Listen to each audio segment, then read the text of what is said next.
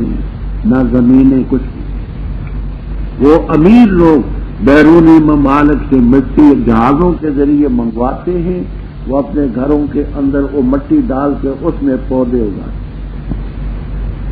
بیت محرم کے پاس اے رب ہمارے تاکہ نماز قائم کریں، فجل افئدۃ من الناس من تبیزیہ بولتے ہیں۔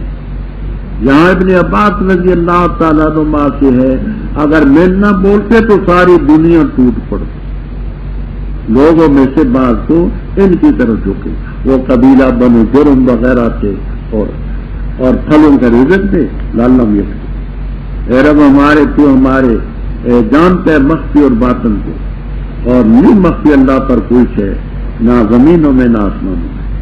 اللہ کی حمد ہے بڑھاپے میں مجھے اسماعیل دیا، اسحاق دیا علیہ السلام، رب سمیع اللہ۔ اے رب میرے مجھے